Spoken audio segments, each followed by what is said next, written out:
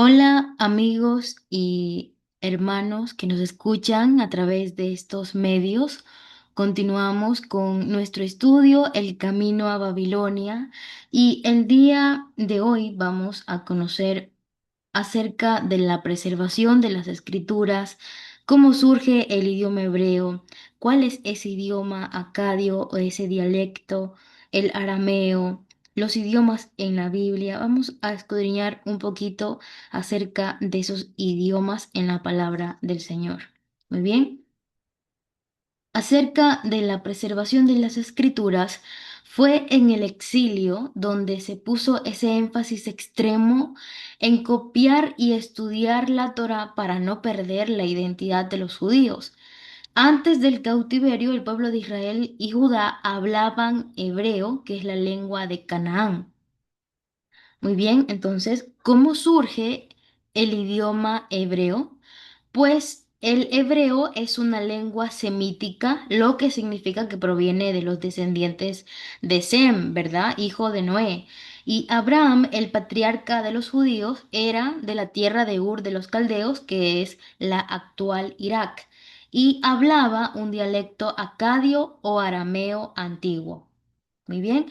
En cuanto al acadio, el acadio proviene de Mesopotamia, evolucionó obviamente de las poblaciones semitas que convivían con los sumerios, quienes inventaron la escritura. Y fue el idioma del imperio de Akkad de Babilonia, con Nabucodonosor y de Asiria. Era obviamente un idioma muy difícil de escribir. Tenía cientos de signos en forma de cuña. Podemos ver en pantalla una imagen representativa. Por eso, cuando el arameo, que era mucho más fácil, pues este se hizo más popular y el acadio murió y quedó solamente para documentos sagrados o científicos. En cuanto al arameo, eh, proviene de la rama del oeste, ese arameo antiguo, porque es el idioma que eventualmente conquistó a todos los demás en el Medio Oriente y proviene de los arameos, que era un grupo de tribus nómadas que se establecieron en la zona de Aram, lo que hoy es Siria, más o menos alrededor del 1100 antes de Cristo. Entonces surge de las lenguas semíticas del noroeste, igual que el hebreo y el cananeo. El arameo usaba un alfabeto de 22 letras, mientras que en el acadio necesitaban las personas años para aprender a escribir. El arameo podían aprenderlo en semanas porque ya contaba con un alfabeto y ya no tenías que hacer los símbolos en forma de cuñas, ¿verdad? Entonces, los asirios empezaron a usar el arameo para el comercio y la diplomacia porque era más práctico.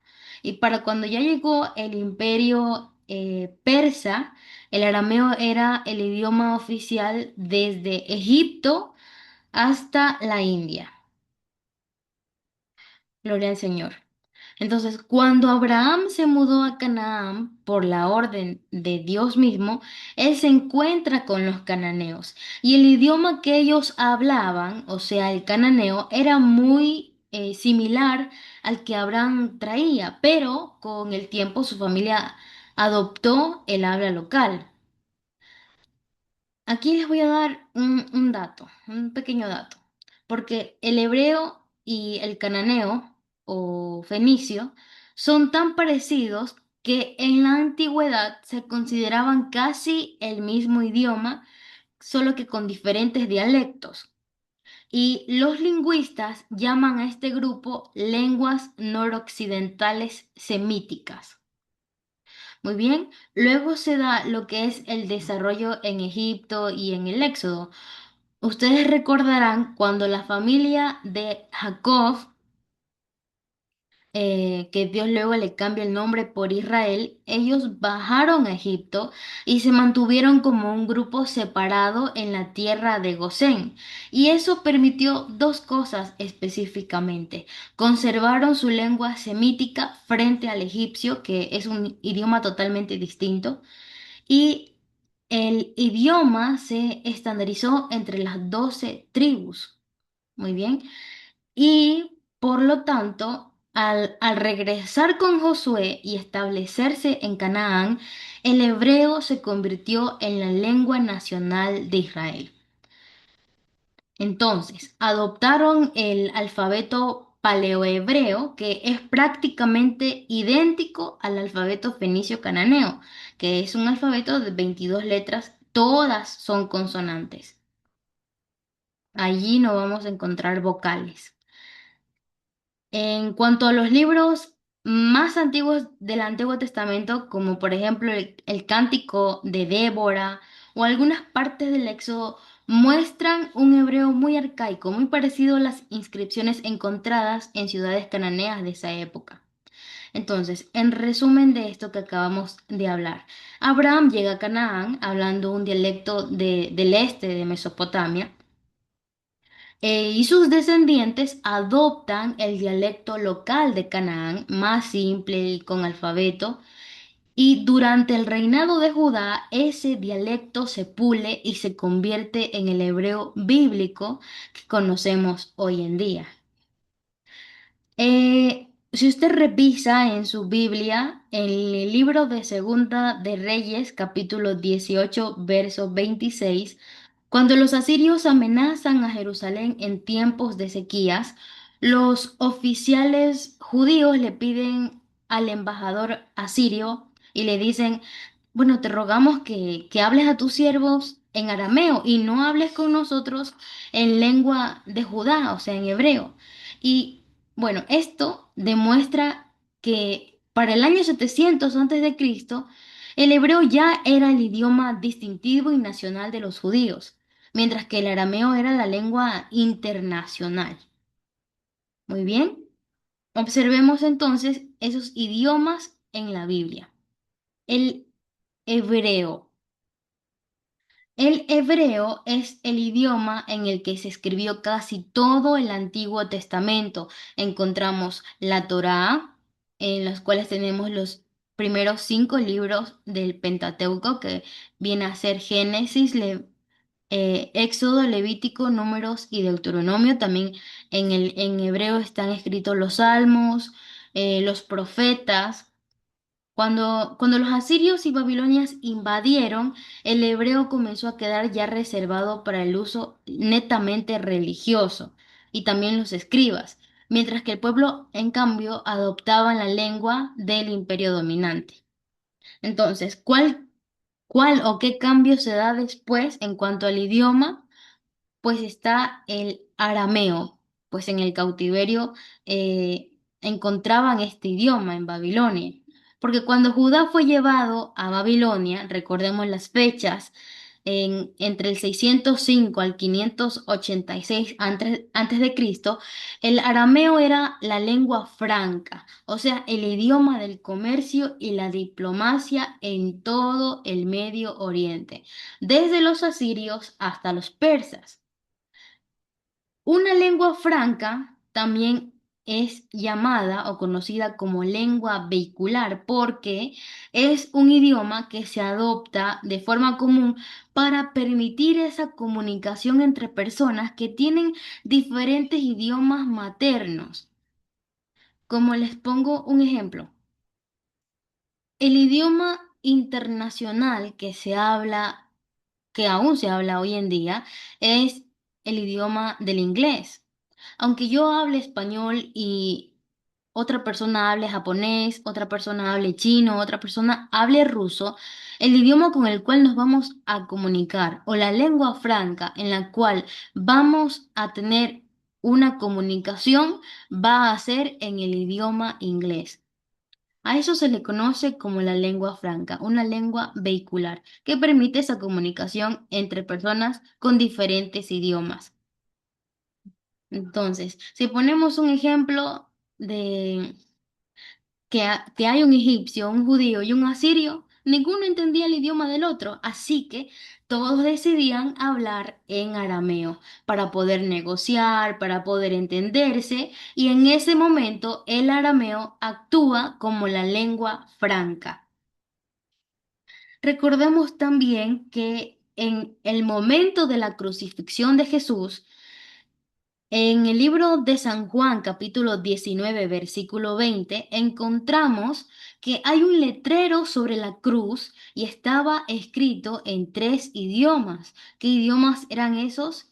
El hebreo, que era el idioma religioso local de los judíos, también estaba escrito en latín, que era el idioma oficial de los conquistadores romanos, y el griego, que era la lengua franca de la época, para que cualquier extranjero que estuviera en Jerusalén pudiera leerlo.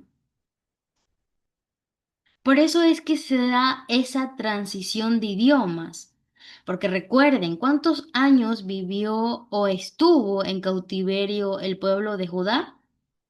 70 años. Entonces, al vivir 70 años en Babilonia, los judíos adoptaron el arameo para su vida diaria, para su vida cotidiana. Por eso es que en la palabra de Dios, en la Biblia, partes de los libros de Daniel, Daniel capítulo 2 versículo 4 al capítulo 7 versículo 28, y en el libro de Esdras, capítulo 4 versículo 8 al capítulo 6 verso 18, estos precisamente fueron escritas originalmente en el idioma arameo. Muy bien, incluso en el Nuevo Testamento, en tiempos de Jesús, el pueblo hablaba arameo y vamos a encontrar allí palabras como Talita Kumi o Eloí, Eloí lama sabactani, y esos son arameo puro. Muy bien, gloria al Señor. ¿Qué otro idioma encontramos? El griego koiné. Recuerden a Alejandro Magno, porque tras las conquistas de Alejandro Magno, 331 a.C., allí se impuso el proceso de helenización. ¿Qué es el proceso de helenización? Pues fue nada más la expansión y también esa difusión de la cultura griega, de su lengua, de sus costumbres griegas por todo el Mediterráneo y el Medio Oriente. Entonces, ¿cómo funcionaba la helenización? Cuando bueno, Alejandro Magno no solamente quería él conquistar tierras, no, no, no. Su plan definitivo era unir al mundo conocido, obviamente, al mundo que conocían, unirlo bajo una identidad común, la griega, ¿cierto? Entonces, el proceso no siempre fue por la fuerza, a menudo era una cuestión de estatus, de modernidad. Es aquí que encontramos el idioma koiné, porque se impuso el griego común como lengua franca. Si querían hacer negocios o participar en la política, tenían que hablar griego. En cuanto a las ciudades también, por ejemplo, se fundaron ciudades con ese modelo griego, como la ciudad de Alejandría en Egipto, que incluían teatros, gimnasios, estadios. Los griegos también promovieron la filosofía, la literatura, el pensamiento racional, y también, obviamente, se mezclaron dioses locales con dioses griegos. Por ejemplo, identificar al dios egipcio Amón con el griego Zeus. O sea, se mezclaban esos dioses, ¿no? Ahora, ¿qué es el koiné? No era el griego clásico de los filósofos de Atenas, que era muy complejo, sino que era un griego común o popular. Koiné significa común. Era el idioma de los soldados, de los comerciantes y de los esclavos. Entonces, el koiné era un idioma extremadamente preciso en sus verbos, en sus preposiciones, y servía para explicar las doctrinas teológicas profundas pero con claridad. Y por primera vez en la historia, una persona podía viajar desde España hasta la India hablando un mismo idioma. Y Dios preparó esto para que el Evangelio no tuviera barreras lingüísticas. porque más adelante vamos a observar ciertos aspectos muy interesantes y de cómo es que llega la palabra de Dios en nuestro idioma. Así que vamos a poder gozarnos con todo lo que nos queda por delante. Gloria al Señor. Dios preparó los idiomas para que el mensaje no tuviera fronteras, pero el viaje de la Biblia apenas estaba empezando. ¿Te has preguntado por qué tu Biblia tiene exactamente 66 libros y no más? ¿O por qué hubo hombres que prefirieron la muerte antes que dejar de traducir estas palabras al español? En el próximo video vamos a abrir el Tanakh, el misterio de los masoretas y la increíble aventura de la Biblia del oso. Nos vemos en la segunda parte. Dios te bendiga.